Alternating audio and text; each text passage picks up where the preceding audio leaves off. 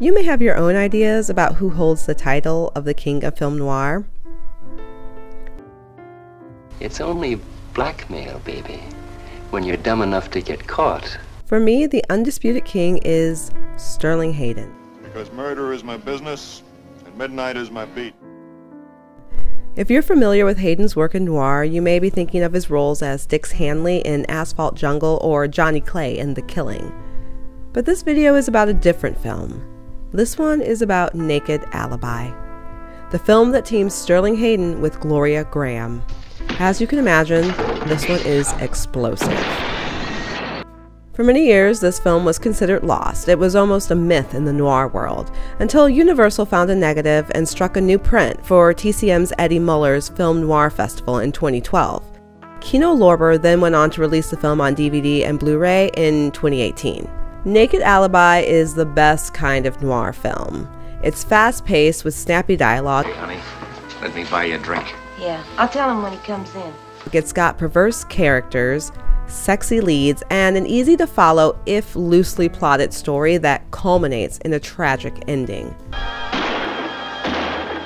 Boyfriend of the channel, Sterling Hayden plays police officer Joe Conroy, who crosses paths with a seemingly mild-mannered Al Willis, played by Gene Barry.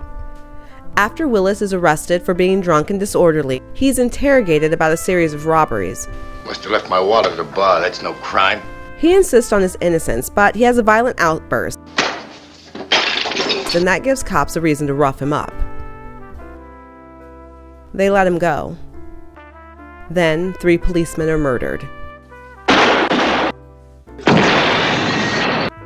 For the next 30 minutes or so, what we think we're watching is an innocent man being harassed and brutalized by the local cops and accused of a crime he didn't commit. I didn't kill him. Everyone's character and motives are ambiguous. We have an idea of the good guy and of the bad guy, but it's not cut and dry. Hayden's Conroy is driven by his gut, and he truly believes Willis is guilty. Well, have you got anything on him? I mean anything tangible in the way of evidence? No. But he kind of steps over the edge, and he loses his job. Conroy is a man obsessed, and he begins stalking and menacing Willis until he's forced to leave town. Maybe Chief Babcock will get Conroy to stop bothering you. I gotta go, Helen. Gotta find me a nice, quiet place to rest. Plot twist. Once Willis takes a powder and he cuts out to Border City, a sleazy town on the Mexican border, we see that he's not exactly the mild-mannered baker we thought he was. We very quickly realize that Conroy is right. Willis is a murderer and a sociopath. He's been living a double life. Conroy heads to Border City. In his pursuit, he's roughed up, beat up, and almost killed. Then saved by Marianna, a nightclub singer played by Gloria Grahame, and a young boy named Petey, played by Billy Chapin. After Grahame makes her appearance, the entire energy of this film shifts. She is incendiary, she's sexy, she's a scene stealer, and she pretty much walks away with this entire film. And by 1954, Gloria Grahame was no stranger to film noir. She appeared in 8, including the classics In a Lonely Place, The Big Knife, Sudden Fear, and Crossfire.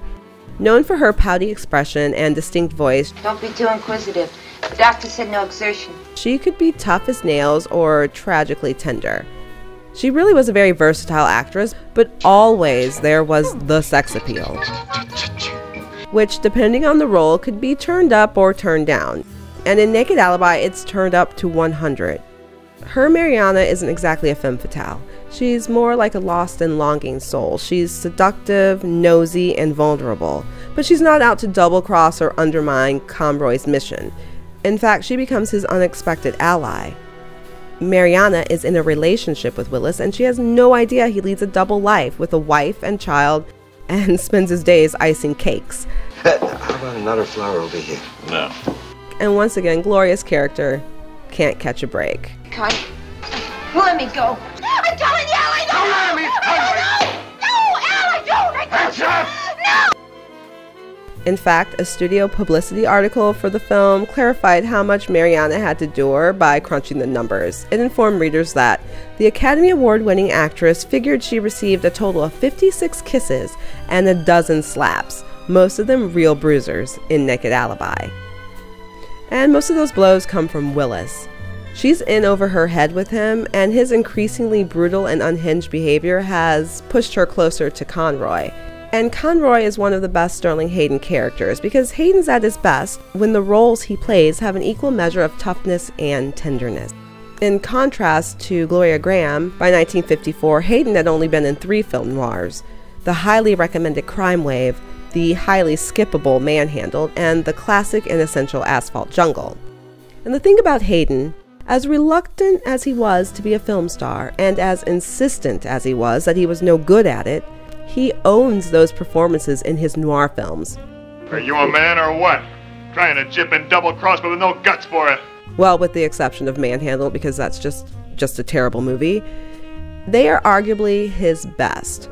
They're the performances that really click with his persona. To quote Jake Hinkson, writing on the site Criminal Element, "What makes Hayden fascinating is that, as an actor, he really only makes sense within the context of film noir. In crime films, he's as natural as cheap carpet and cigarette smoke. No, he couldn't act, he could only be, and that being was the key to why he was a great actor.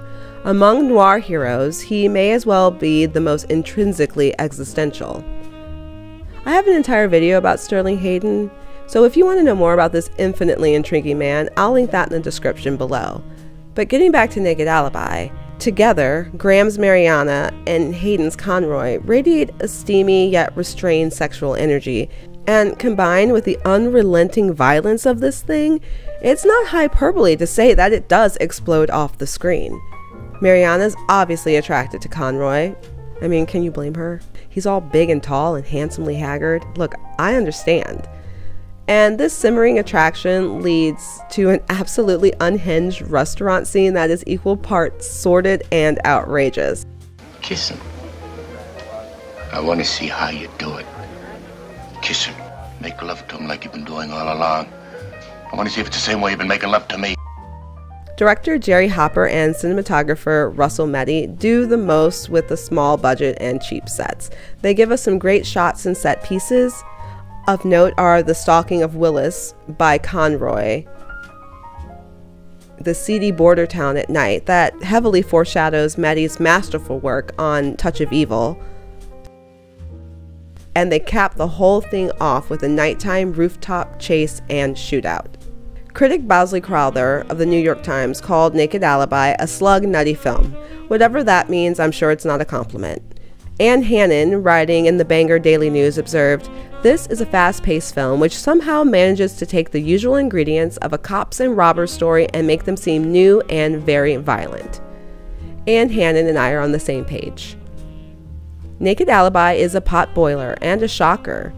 And it's not masquerading as anything else. It's a B-movie noir crime thriller, and it's pure entertainment. From its dynamite beginning to its tragic end. There are 8 million stories in the Cinema City. This has been one.